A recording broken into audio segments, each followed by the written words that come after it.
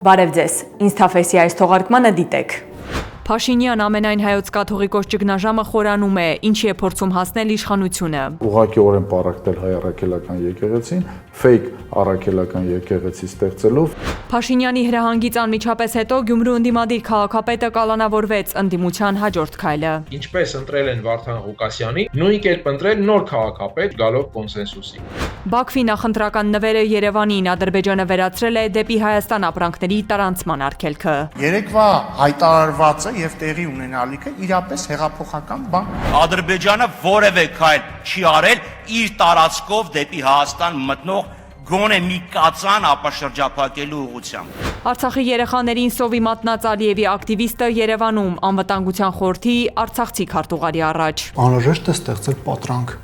որ Հայաստանի եւ Ադրբեջանի միջև, հայ ժողովրդի միջև, Ադրբեջանի ժողովրդի միջև եկել է խաղաղություն։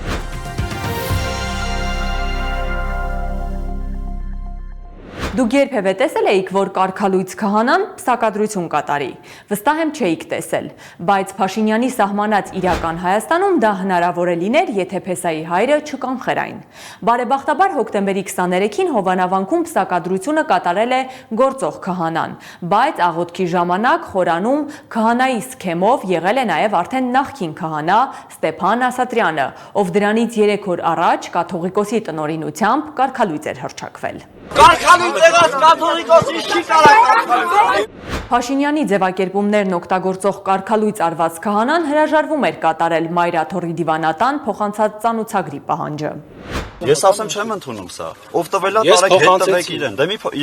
հիմա գնացեք իմ խոսքի իրենց փոխանցեք։ Չեմ ընդունում։ Դուք հարգեք։ Հարգեք։ Ես այդ կառույցը չեմ հարգում, ով որ էս թուղթ ուղարկել է։ Մենք վերջացրեցինք։ Դե որ վերջացրեցին գնացեք այստեղից։ Սա ամենայն հայոց կաթողիկոսի որոշմանը դեմ գնալու նախկին հոգևորականի միակ ընդվզումը չէր։ Փաշինյանի հակաեկեղեցական, հակակաթողիկոսական արշավը սատարող նախկին քահանան հոկտեմբերի 26-ին հավատացյալ ժողովրդին Սուրբ Պատարագի է հրավիրել։ Ավելին, ասել է, որ ինքը որպես քահանա անձամբ է մատուցելու այդ պատարագը։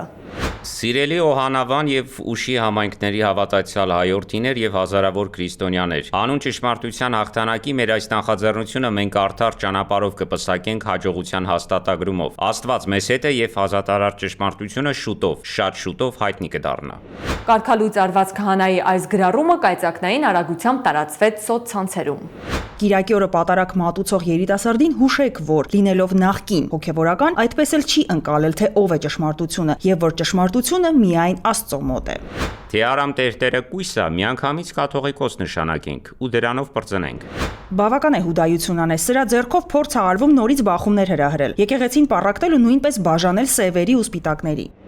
Նախկին քահանան կարգալույց էր հռչակվել ամենայն հայոց կաթողիկոս Գարեգին II տնօրինությամբ։ Մայրաթոռը քահանայի կարգալույծության 4 պատճառ էր ներկայացրել, դրանցից մեկի համաձայն նա վարկաբեկել է հայ եկեղեցին, թեմակալ առաջնորդին եւ ծառայակից եկեղեցականներին։ Կարգալույց քահանան դասվել է աշխարհականների շարքին Ստեփան Ասատրյան Ավազանի անունով։ Վեհափար տիրոջ այս որոշումը խիստ ծանր տարավ իշխանությունը։ ՔՊԱ-ականները մեկը մյուսի հետևից ամենայն հայոց կաթողիկոսին ուղղված գրառումներ արեցին եւ իրենց աջակցությունը հայտնեցին կարգալույց քահանային։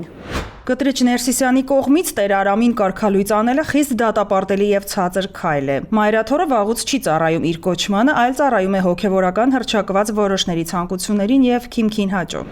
Ողորմելի ուխտազանց։ Մայրաթոռը զավթած Կտրիչ Ներսիսյանը շարունակում է հակաեկեղեցական արշավը, այն պետք է ազատագրվի ապօրինի զավթումից եւ այն կազատագրվի։ Տեր Արամին կարգալույց անելը որևէ կերպ արդարացված չէ եւ Կտրիչ Ներսիսյանի ապօրինի ճնշումների մաս է։ Ի պաշտպանություն իրեն արված այս գրառումներից հետո նախկին քահանան հոկտեմբերի 26-ին պատարագի հրավիրեց։ 2 ժամ չանցած Նիկոլ Փաշինյանը հայտնեց, ինքը մասնակցելու է դրան։ Առաջիկա կիրակի օրը հոկտեմբերի 26-ին Հովանավանքում մասնակցելու եմ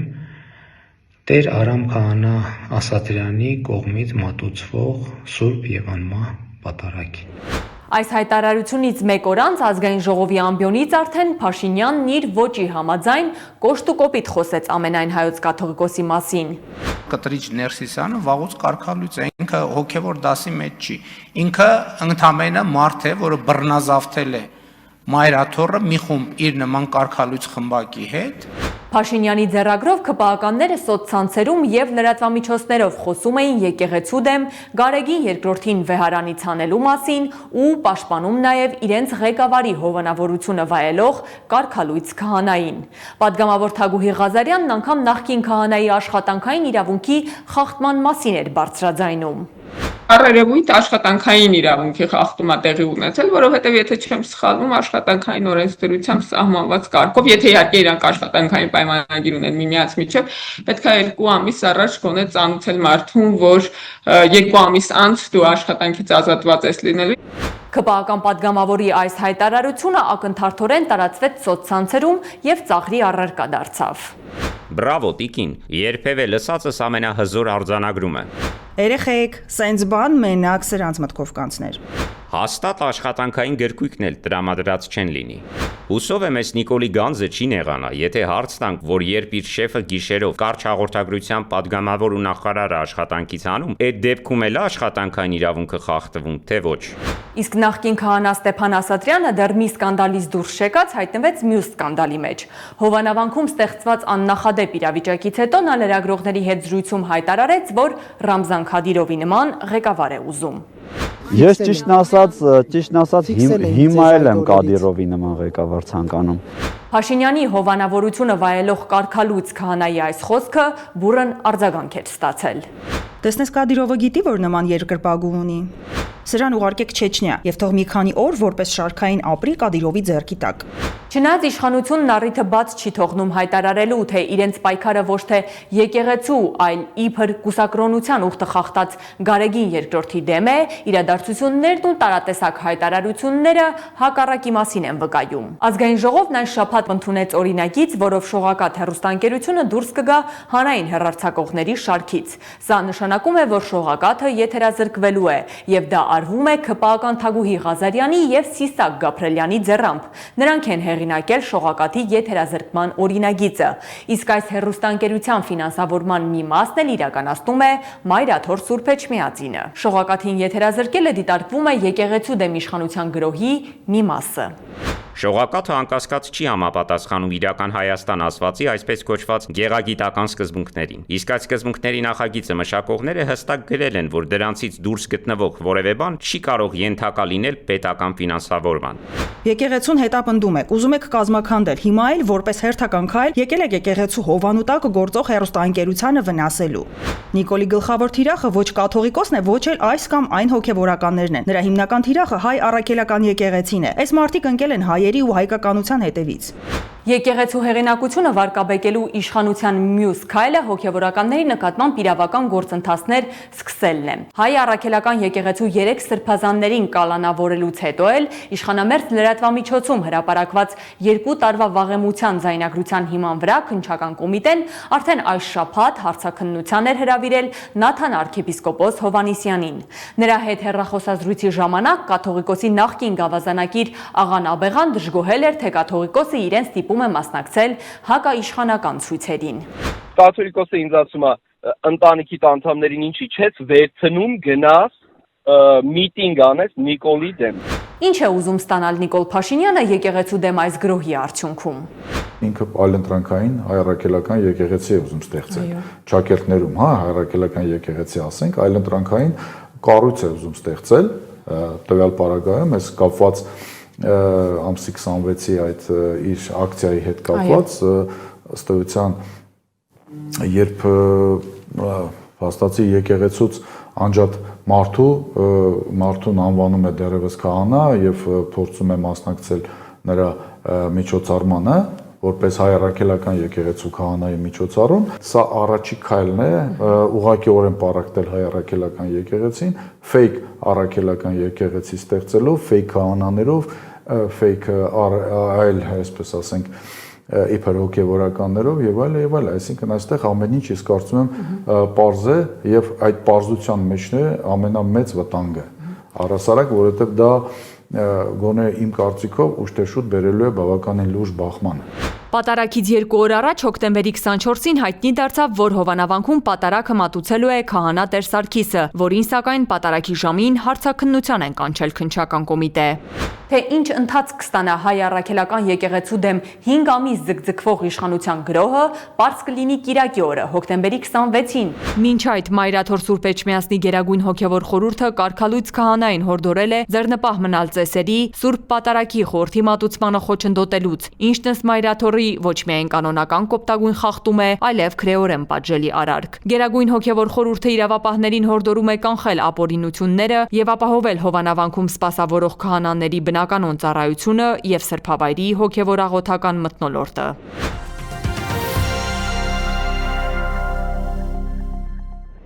Փաշինյանի Գյումրիում ընդդիմությանը իշխանությունից զրկելու օպերացիան մտել է գործնական փուլ։ Ընդդիմադիր քաղաքապետ Վարդան Ղուկասյանը կալանավորվեց այս շաբաթվա սկզբին, Փաշինյանի հոկտեմբերի 1-ին արված այս ելույթից 19 օր անց։ Ես կարծում եմ, որ նման Հայաստանի Հանրապետության ինքնիշխանության դեմ հայտարարություններ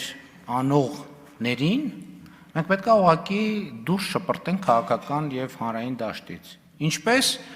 քաղաքական մեթոդներով եւ բոլոր այն մեթոդներով, որոնք կարելի է կիրառելի է ժողովրդավարական երկրում, եւ ես համոզված եմ, որ դա տեղի կունենա։ Հոկտեմբերի 20-ին ուժայիններն արդեն Գյումրու քաղաքապետարանում էին, թիրախում ընդդիմադիր քաղաքապետ Վարդան Ղուկասյանն էր։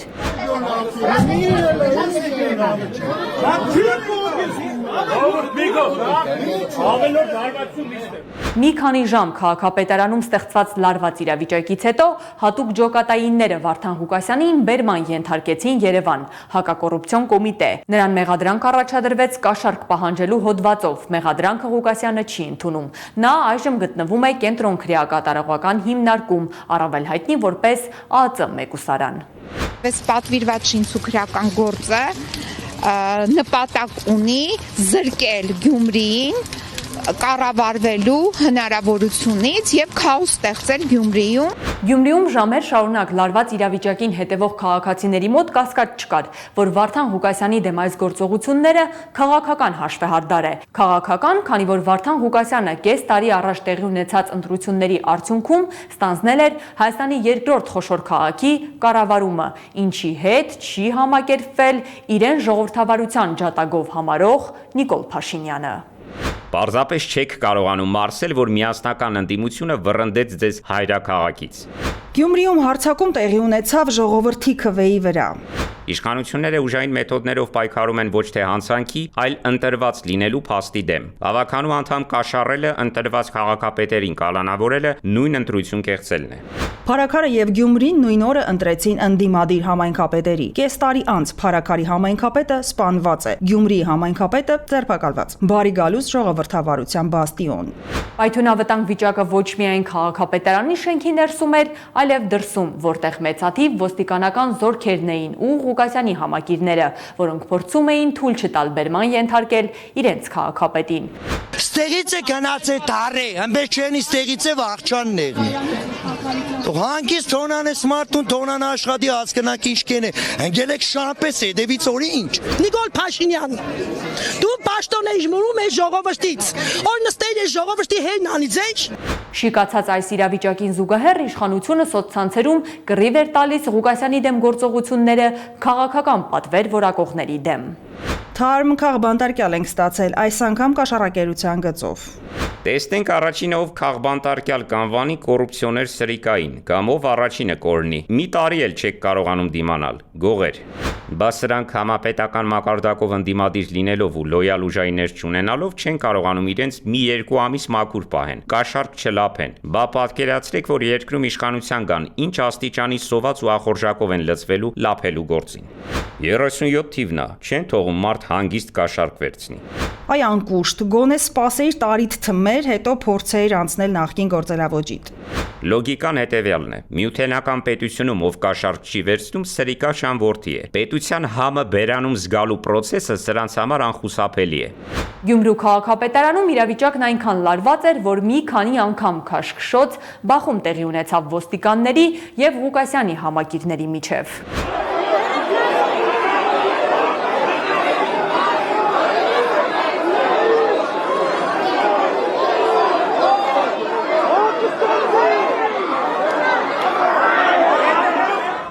Վարդան Ղուկասյանին ԱԱԾ հատուկ ջոկատայինները այդպես էլ չկարողացան քաղաքապետարանի հիմնական մուտքից հանել։ Նրանք կոտրեցին հետնամուտքի դռներն ու պատուհանները, որ հավաքված բազմությունից աննկատ բերման ենթարկեն ընդդիմադիր քաղաքապետին։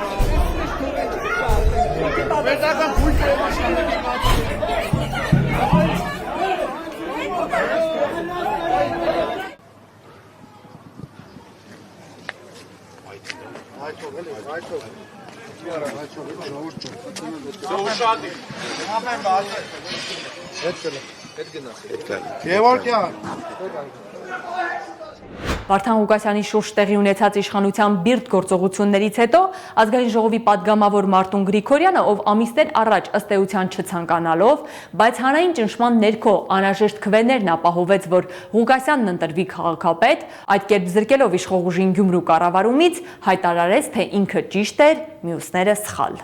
Քարոզարշավի վերջին օրերից սկսած մանրամասն դրվագ առ դրվագ ասում է ու զգուշացնում, թե ԿՊ-ն գյումրեցիների դեմ ինչ սցենար է նախապատրաստում, թե խոցելի տեխնացուի դեպքում ինչպես են պատրաստվում քաղաքը տանել։ Ինձ այդ օրերին անխնա քննադատեցին, դանդաղելու, երկար մտածելու եւ որոշումս ուշ հրապարակելու համար։ Տեսակ շտապողականության արդյունքը։ Դրա համար պետք էր հաշվի առնել փորձ ունեցող քաղաքական ճանապարհ անցած ու նմանատիպ փորձությունների միջով անցած մարդու կարծիքը եւ չառաջնորդվել պահի ազդեցությամբ, էմոցիաներով, քաղաքական վախվորածությանը տուրք տալով։ Այս պարագայում ափսոսում եմ, որ այս հարցում ես ճիշտ էի, դուք սխալվեցիք։ Մարտուն Գրիգորյանի այս գրառումը քննադատվեց։ Կարդում եմ Մարտուն Գրիգորյանի գրառումը ու մոտս տպավորություն է ստեղծվում, որ սրանք 6 ամիս նստել ժամ ու վայրկյան են հաշվել, թե Նիկոլը երբ է ֆայմելու կալանավորել Վարդան Ղուկասյանին, որ հետո իրենք սկսեն հոխորտալ, թե ասում էինք։ Մարտուն Գրիգորյանը չսահմանափակվեց միայն ֆեյսբուքյան գրառմամբ, նա ուղիղ հայտարարեց, որ ԿՊԱ-ականներից մարդ կա, ում սիրտը Գյումրիում արյուն է ուզում։ Այս ԿՊ-ի պատգամավորներից մարդ կա, ում սիրտը արյուն է ուզում Գյումրի քաղաքում, առավոտից իրգուն այդ մարդու խոսույթը էդ է։ Այս մարդկանց սիրտը փարակյալ երկուս է ուզում։ Իշխանությունը Մարտուն Գրիգորյանին այսպես արձագանքեց. Չենք ուզում արյուն, պարոն Գրիգորյան, դուք եք արյուն բերող քաղաքապետի ընտրել։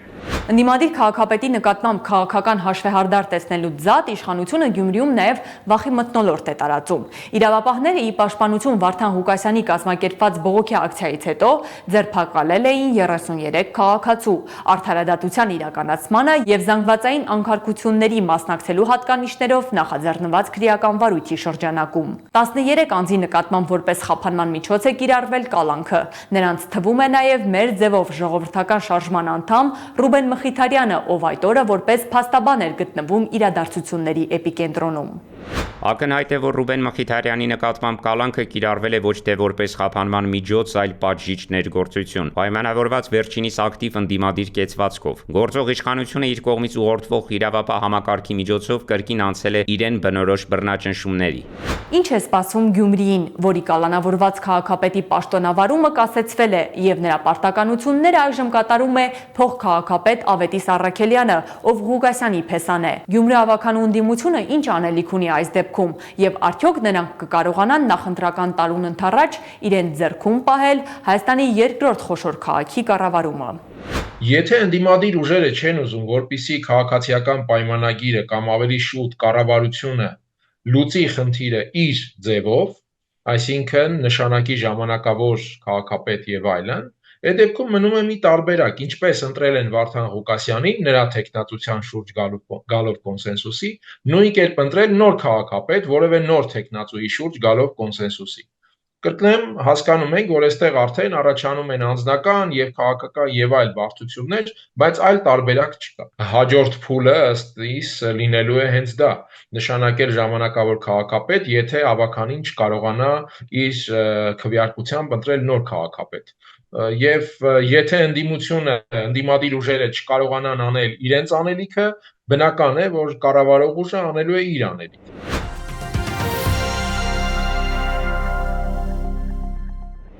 Իշխանությունը շարունակում է պարծենալ, թե Ադրբեջանի հետ խաղաղություն է հաստատվել։ Այս անգամ Փաշինյանի կառավարությունը պատմական ձեռքբերում է համարում այն, որ Արցախի կորստից հետո Ադրբեջանի տարածքով ղազախական ցորեն է ներկրվելու Հայաստան։ Շուտով Ակտաու Բաքու, այնուհետև ադրբեջանական ու վրացական երկաթգծով Հայաստան կմտնի ղազախական ցորենի առաջին խմբականակը։ Խաղաղությունը հաստատված է։ Էկոնոմիկայի նախարարի այս ողջավորությունը պայմանավորված էր Ալիևի այն հայտարարությամբ, թե Բաքուն հանել է իր երկրի տարածքով Հայաստան-Բեռների տարանցման սահմանափակումները։ Ալիևն այս հայտարարությունն արել էր Աստանայում Ղազախստանի նախագահի հետ հանդիպման ժամանակ։ Հայ նախարարի լավատեսությունը չեն կիսում քաղաքացիները։ Հենց նստենք թուրքական ցորենի ասեղին, իմացեք, ցանկացած րոպե, ինչպես արցախցիներին էին սովամահանում, այդպես էլ մեզ են անելու, եթե իրենց ցանկությունները չկատարենք։ Այսինքն սկզբից հանձնում ես Ադրբեջանին Արցախի հեկտարներով ցորենի մշակվող դաշտերը, չես աջակցում Հայաստանի գյուղատնտեսությանը ինքնուրույն պարենային անվտանգության մակարդակը բարձրացնելու համար, հետո ուրախանում ես, որ Ադրբեջանով ցորեն ես երևի կարողանալու ներմուծել, իսկ եթե Ալիևի տրամադրությունը տեղը չեղավ, չես կարողանալու։ Հետո սկսելու են ժողովրդի վրա մուննատ գալ, թե բա չեք ուզում սովից մեռնեք, մի բարկացրեք Ադրբեջանին։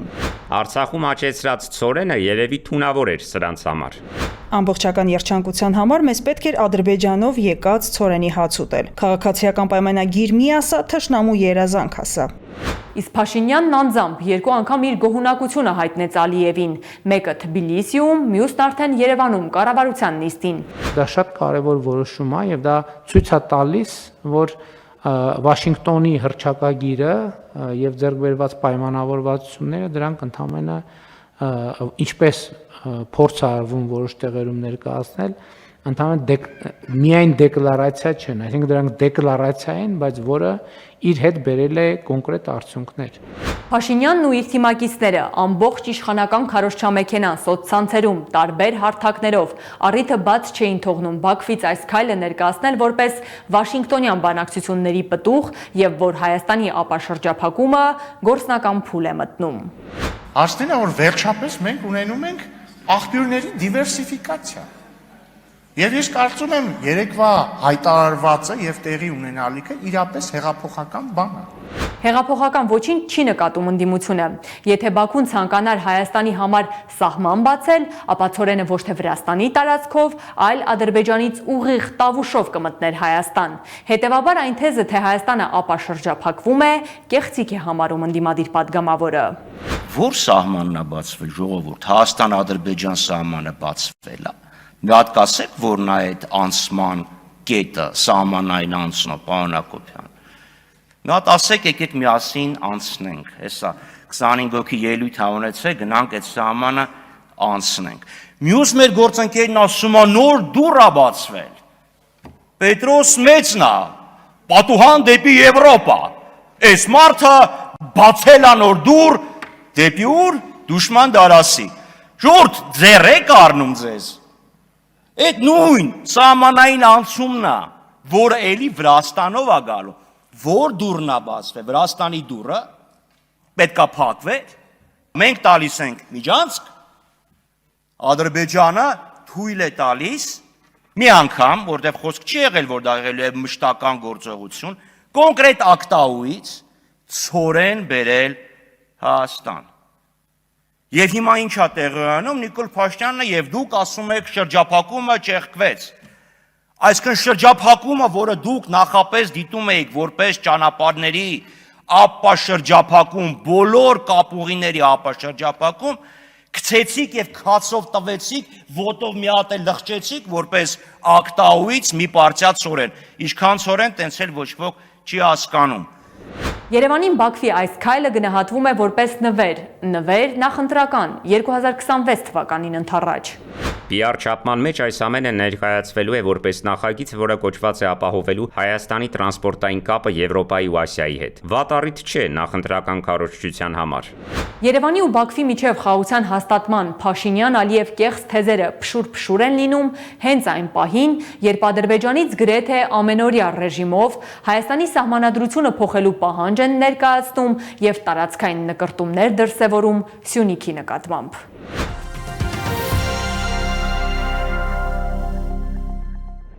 Հայաստանի ու Ադրբեջանի միջև խաղաղություն կհաստատվի, թե ոչ, դա ժամանակը ցույց կտա։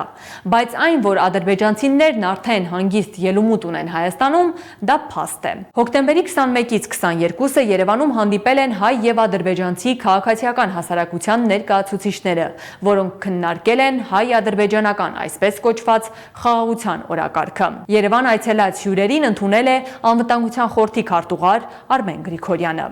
Արմեն Գրիգորյանը բարձր է գնահատել Հայաստան-Ադրբեջան հարաբերությունների կարգավորման գործընթացի շրջանակներում նման ձևաչափն ընդգրկող հանդիպումների անցկացումը, որոնք միտված են դրականորեն ազդելու մարդկանց միջև շփումների հաստատմանը։ Արմեն Գրիգորյանը նաև ընդգծել է, որ հանրության տարբեր շերտերի ներգրավումը միմիայն ամրապնդելու է խաղաղությունը։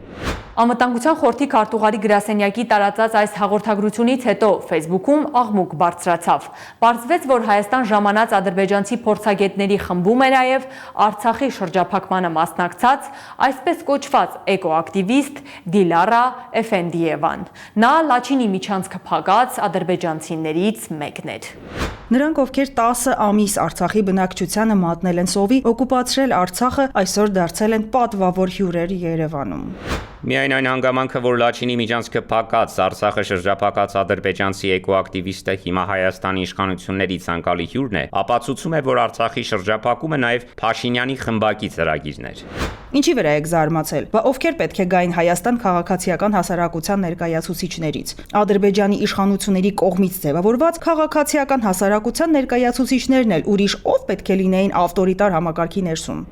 Արցախի մեր ազգակիցներին շրջափակման եւ սովի մատնած Բաքվի բարբարոսական վարչախմբի ձեռնածուն Երևանում ընդունվում է ոչ թե բանտում, այլ բարձր պաշտոնական մակարդակում։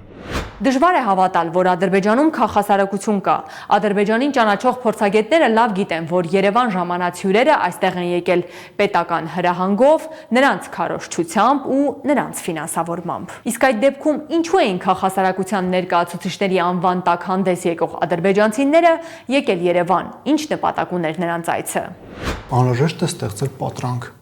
որ Հայաստանի եւ Ադրբեջանի միջև, հայ ժողովրդի միջև, Ադրբեջանի ժողովրդի միջև եկել է խաղաղություն, բայց այս հանդիպման մասնակիցները ընդհանրապես այն ամենը ինչ կատարվել է այս շաբաթվա ընթացքում, վկայում է մեկ բանի մասին, անի մենք այս շաբաթվա ընթացքում